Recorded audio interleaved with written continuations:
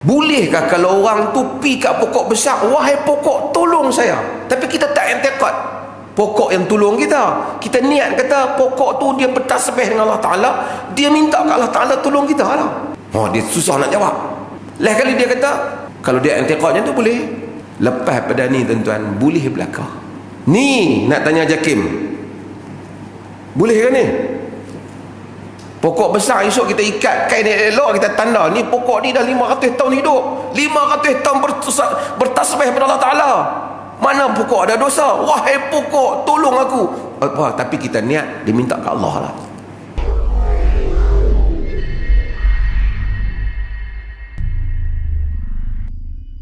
Hari ini kami syarat fatwa berbincang sakan dengan geng tarikat. Banyaklah, tapi salah satu hak kaitan ni saya nak sebut isu hadis.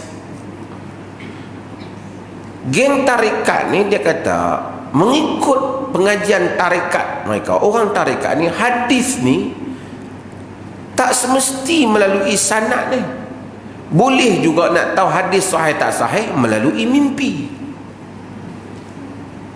melalui kasyaf, mukasyafah. Wali ni tengok hadis ni nampak cahaya naik, sahih. Kalau kita tanya dia, nak kira hak wali mana tengok? Segala ilmu para ulama mengembara. Ulama-ulama pengumpul hadis ni yang tapih hadiah Al-Bukhari tu lebih daripada bapak wali lagi. Dia duk kira wali hak dia kenal lah, hak pegang tasbih besar bubuh di tengkok dia ni wali lah. Hak bubuh tasbih penuh masjid surau, hak sampai penuh surau kira tu wali besar lah.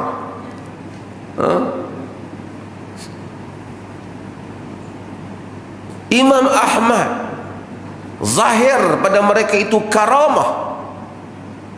Bukan syarat wali itu kena nampak karamah, tapi zahir karamah pada Imam Ahmad. Al-Bukhari, Muslim, imam-imam hadis, mereka itu telah mengembara daripada suatu tempat kepada suatu tempat untuk menemui rawi hadis dan mengetahui jalur sanad bagi hadis yang mereka ambil. Mereka tak letak hadis saja dalam kitab mereka, mereka letak bersamanya sanad, supaya kita dapat mengetahui daripada siapa mereka ambil dan bagaimana kedudukan hadis itu. Kalau mengikut Syekh Nazim Tarikat Naqsyabandi itu, apa saja hadis yang ada dalam buku terima saja. Kalau macam tu tak ada beza lah Sahih Bukhari, Sahih Muslim dengan kitab-kitab yang lain.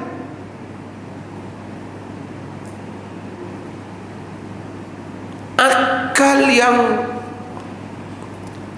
superstitious minded mentality, dia main kau ni lah. Macam mana hadis ni sahih? Sahih pasal mana? Aku nampak tadi macam cahaya duk keluar. Kalut kalau buat cerita macam tu, dia tak mengtabik. Dalam cerita Syekh Nazim tu, Syekh Nazim ni dia rupanya dia cerita Sayyidina Ali ni, dia ni terbang ke angkasa pi lawan 2 alien yang nak menyerang bumi. Kita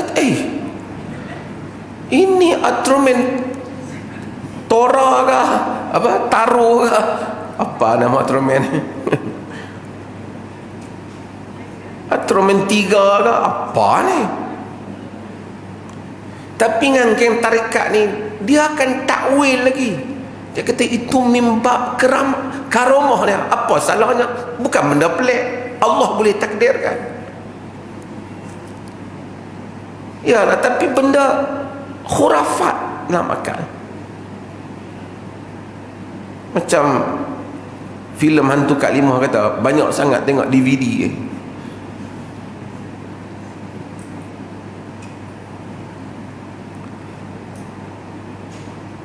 khurafat.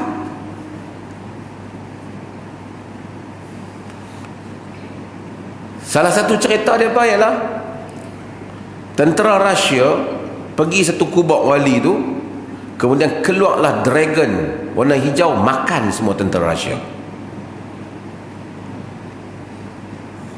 Bukanlah kita kata dia tak, apa yang mustahil Allah boleh buat. Kita kata memang Allah boleh buat, tapi kalau makan tentera Rusia sebanyak tu, takkanlah tak ada gambar orang ambil ke. Yang hang seorang saja tahu cerita tu. Tentera Rusia yang kena makan tu tak ada. Ini tengok Godzilla ke apa. Tapi mentaliti orang-orang bertarikat, bukan adalah orang tarikat yang okey, hak okey tu janganlah marah. Kita cerita hak superstitious mentality ni, yang khurafat macam ni. Dia kata nak karamah Allah kalau kendaki boleh berlaku. Apa yang peliknya sampai ke sudah kan macam tu. Kalau kita orang abang kata kemarin Atroman menyerang Masjid Alwi, siapa tengok? Saya tengok, dia main kat belah belakang. Lepas tu ada raksasa, kita kata hang ni mengarut jadi Tok Bilal apa buat cerita ni. Contohlah kan. Dia kata apa mufti tak percaya kalau Allah kendaki Atroman boleh menentang raksasa. Memanglah, tapi kalau hang nak kira Allah kendaki, semua benda boleh berlaku, tetapi benda tu tak berlaku. Khayalan, khurafat, karut marut, dragon lawan lah apa. Kalau Tok Bilal pergi habaq macam tu, kita marah tu Ibat. Ni bila ketua tarikat habaq anak murid semua, Masya Allah, Masya Allah. Takkan hang tak tanya, tak ada siapa snap gambar dragon tu ke? Tentera Rusia yang punya banyak tu tak ada ke siapa ambil gambar yang kena makan dengan dragon tu? Tapi oleh kerana depa buat keputusan untuk menerima syekh depa, apapun cerita depa akan terima. Cult orang putih kata.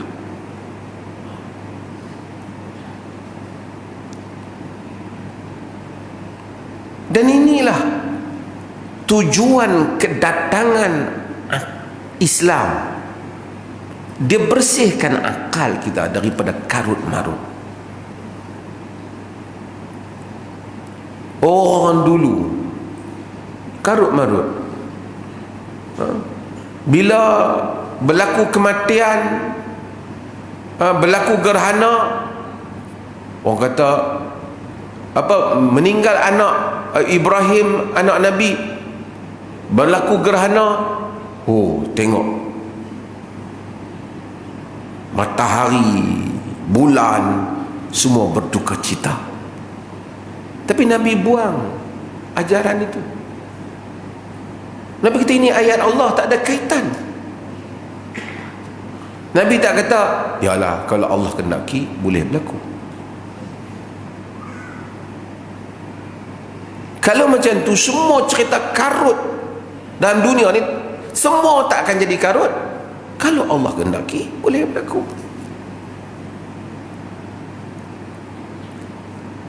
Satu orang main habaq kat kita, dia kata aku tak nampak hang kemarin pergi mana, hang tak main lah. Kemarin saya pergi umrah. Oh bawa balik ni, tapi kemarin dulu aku jumpa hang ada. Kemarin dulu tak pergi lagi. Pergi bila? Pergi pagi tadi. Pagi kemarin. Balik malam. Hampir apa? Pergi lah. Kapal terbang ambil masa 7 jam. Kalau Allah kendaki boleh berlaku, dia kata. Jam kita.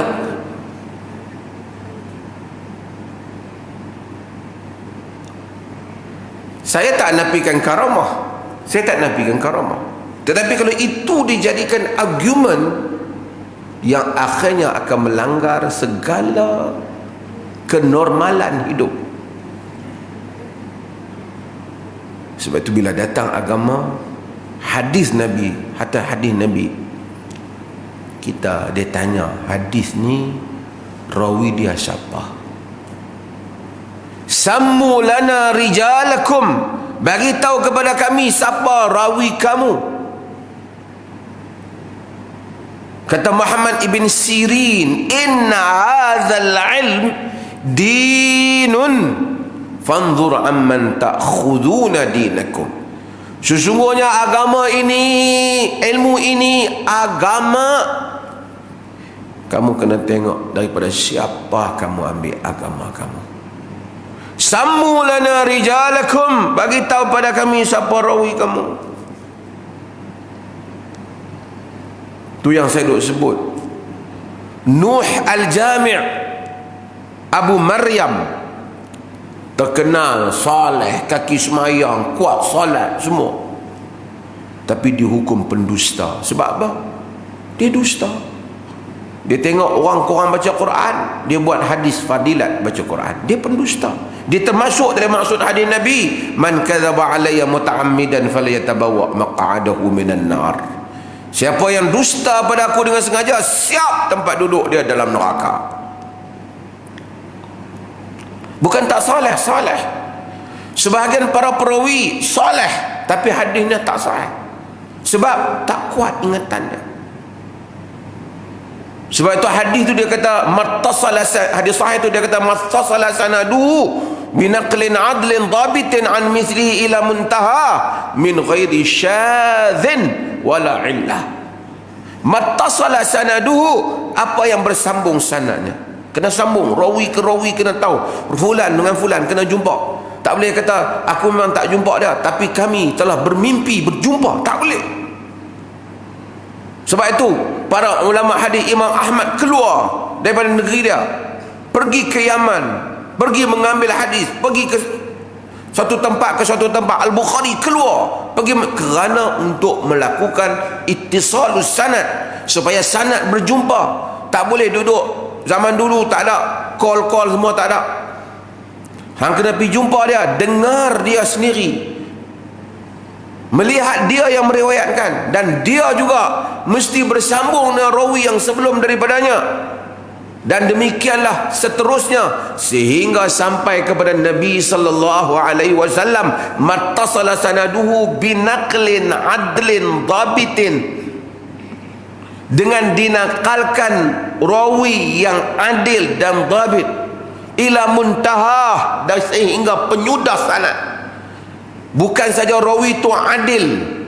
Adil maksudnya tak bohong, tak apa, baik, soleh, tapi dhabit maksudnya tak lupa, tak silap, tak cuai pada catatan dia, sehingga ke akhir sanad. Kemudian tidak boleh syaz, tak boleh syaz, dia tak boleh bercanggah dengan apa yang ada dalam Quran, dengan hadis-hadis yang lebih sahih. Tak boleh ada illah, tak boleh ada cacat yang tersembunyi. Yang ni ada bab yang panjang, alul hadis tahu kecacatan riwayat. Punyalah teruk kitab hadis, kempara hadis, ilmu rijal, Al-Mizzi, Ibn Hajar Al-Asqalani, sebelum tu Al-Zahabi, semua ulama-ulama hadis tulis kitab. Semua tak terpakai. Mimpi tengok hadis, cahaya keluar, kita tahu sahih tak sahih. Kalau macam tu semua geng tarekat senang. Kita awak keluar main hadis, dia kata main hadis, kita kata hadis tak sahih. Saya dah tengok tadi, nampak satu cahaya keluar, sahih. Runtuh tak runtuh agama? Runtuh. Saja saya nak sebut sikit sebelum saya hadis ni. Timbul masalah ni, panggil wali, wahai wali tolonglah saya. tolong. Wali itu kebanyakan wali hak dia minta tu semua wali, semua geng-geng depa lah. Macam saya kata lah, dia tak kata wali tu wahai Abu Bakar, Omar semua, dia tak mau. Sebab apa? Kalau sebut ni semua, ini syuru dia pergi ke tepi. Ini mesti geng kita punya panggil. Saya kata pasal apa boleh panggil? Sebab wali ni dia kata kita bukan i'tiqad wali tu tolong. Yang hakikatnya menolong adalah Allah. Kita panggil dia dengan izin Allah menolong kita. Wali ni dan mereka ni boleh keluar daripada kubur main tolong. Macam mana mereka tolong? Sebab mereka orang saleh. Mereka Allah bagi kekuatan kepada mereka. Jadi kita panggil mereka. Bahkan Syekh Nazim tu kata, sekiranya satu orang tu doa terus, panggil terus Allah, itu tak boleh. Kita tanya dia apa maksud tak boleh, tanya pengikut dia. Dia kata tak boleh, itu bukan tak boleh, maksud tak beradab. Rabbana atina fid dunya hasanah, tak beradab. Kerana kita pi terus, kita kena pi melalui orang tengah. Macam kita jangan pi terus kat raja, tak hormat, kena pi ke orang kuat raja dulu. Orang tengah tu siapa? Wali depa lah. Nak tanya Jakim, bolehkah hampa nak biar benda-benda macam ni?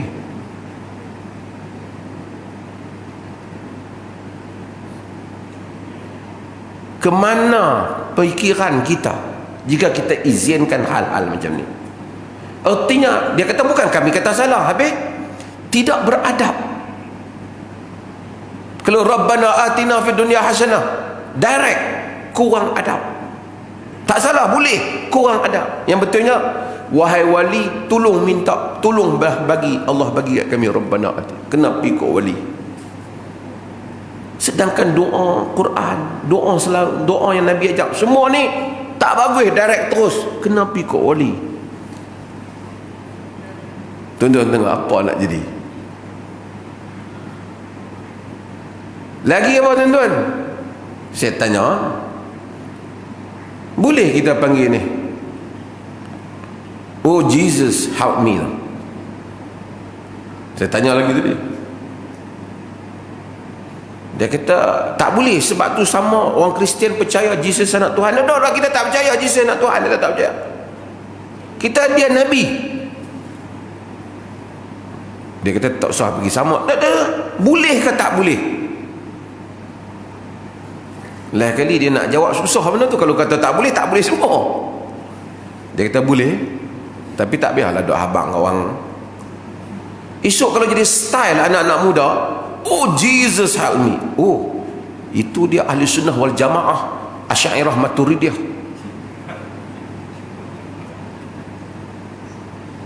Dia memanggil Nabi, dia bukan i'tiqad anak Allah. Boleh macam tu? Saya tanya lagi, bolehkah pokok-pokok ni semua bertasbih kepada Allah? Nabi pun ada tak pokok di atas kubur. Bolehkah kalau orang tu pi kat pokok besar, wahai pokok tolong saya, tapi kita tak i'tiqad pokok yang tolong kita. Kita niat kata pokok tu dia bertasbih dengan Allah Ta'ala, dia minta kat Allah Ta'ala tolong kita lah. Oh, dia susah nak jawab. Lain kali dia kata, kalau dia i'tiqadnya tu boleh. Lepas pada ni tuan-tuan, boleh belakang. Ni nak tanya Jakim, boleh ke ni? Pokok besar esok kita ikat kain elok, kita tanda ni pokok ni dah 500 tahun hidup, 500 tahun bertasbih kepada Allah Ta'ala. Mana pokok ada dosa? Wahai pokok tolong aku. Apa? Tapi kita niat dia minta ke Allah lah. Pokok makhluk Tuhan yang hidup bertasbih memuja dan memuji Allah. Yang ni main duk bobocop ahli sunnah wal jamaah. Adakah ni ahli sunnah wal jamaah?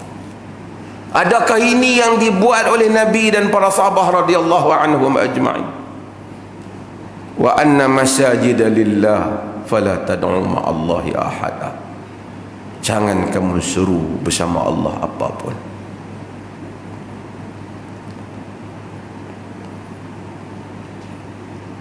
Kalau orang kata tak boleh, hang Wahabi.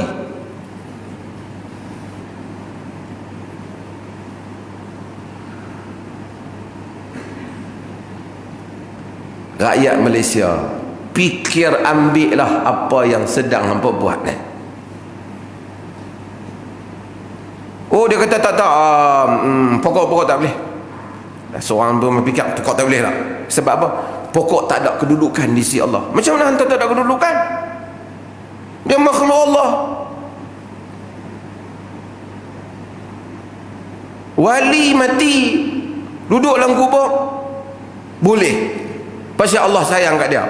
Pokok pun Allah sayang, pasal tak boleh. Bila pokok boleh, pokok boleh, esok lembu pun boleh juga, unta pun boleh juga, binatang-binatang bertasbih pada Tuhan.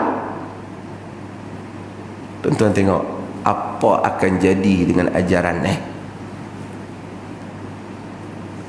Yang mereka kira nak bagi boleh supaya takut orang tuduh kita Wahabi kalau kita kata tak boleh.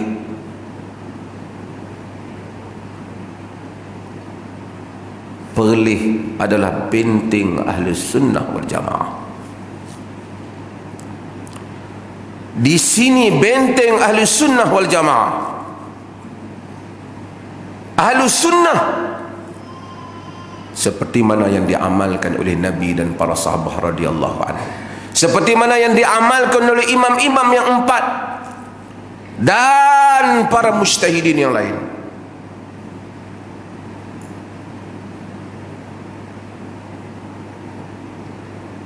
Cakap kita nak ikut ahli sunnah wal jamaah, tapi yang kita duk tengok bukan duk angkat Nabi, duk angkat wali. Itulah wali kutub. Wali kutub ni, kutub mutasarrif ni, ialah benda ni ada dalam kitab-kitab mereka ni. Yang hebat dia sebut wali kutub ni, tuan-tuan. Hebat ni apa? Wali ni dia kata Allah bagi semua pentadbiran alam ni, Allah serah kat wali ni. Kalau wali ni tak uruskan, dunia ni berlanggak semua. Allah telah tinggalkan, Allah tengok bumi ni, dunia ni, bukan bumi, dunia ni sekali saja. Allah kemudian tinggalkan bumi ni completely untuk diuruskan oleh wali. Sebab itu apa-apa kita minta kat wali. Kalau Allah dah, ni hampa tolong buat lah, aku dah kerja lain, seolah-olah macam tu. Dia kata tak, maksud Allah tengok sekali tu, sekali selama-lamanya. Hang mai kok mana sekali selama-lamanya? Apa maksud Allah tinggalkan sepenuhnya tu? Oh, itu ada benda yang kita mungkin tak faham dia punya maksud. Apa nak maksud lagi?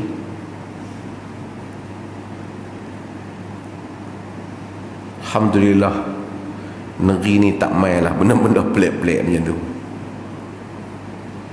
Kalau mai, kita kena pastikan mereka tak boleh berkembang di bumi sunnah ni, insyaAllah.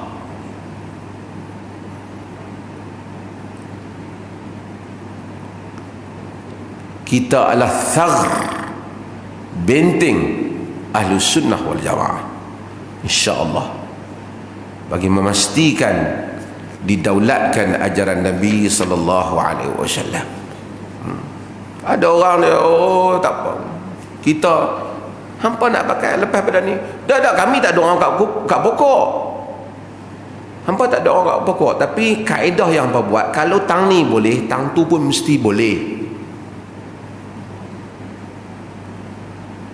Tawasul dengan makna, ya Allah, dengan keberkatan fulan tunaikanlah doa saya, itu khilaf.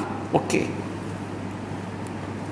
dia kata masa hidup kita minta tolong boleh, minta tolong doktor boleh, kenapa bila mati tak boleh minta tolong? Makhluk juga.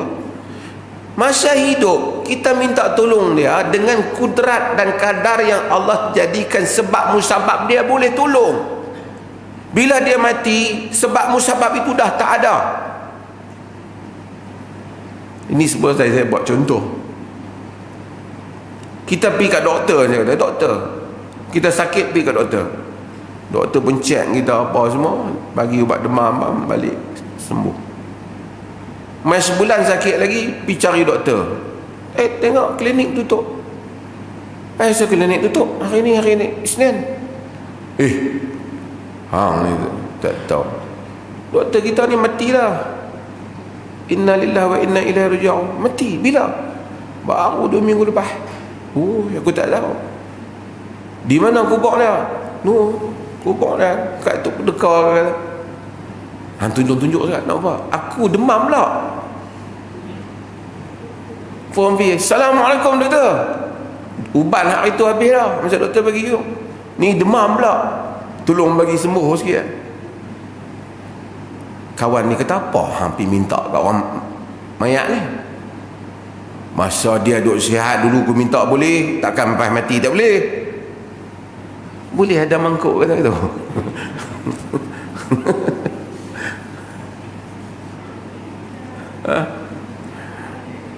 Tuan-tuan, inilah benda yang kalau kita buka dia akan pi. Ma na'buduhum illa liyuqarribuna ila Allahi zulfa. Kami bukan sembah mereka, kami hanya nak jadikan mereka ni dekat dengan Allah, dekatkan kami dengan Allah Ta'ala saja. Musyrikin kata, kami bukan sembah berhala, kami nak jadikan mereka mendekatkan kami dengan Allah saja. Berhala-berhala tu pun bukan batu. Mereka semua orang saleh. Hadirin dan hadirat yang dirahmati Allah.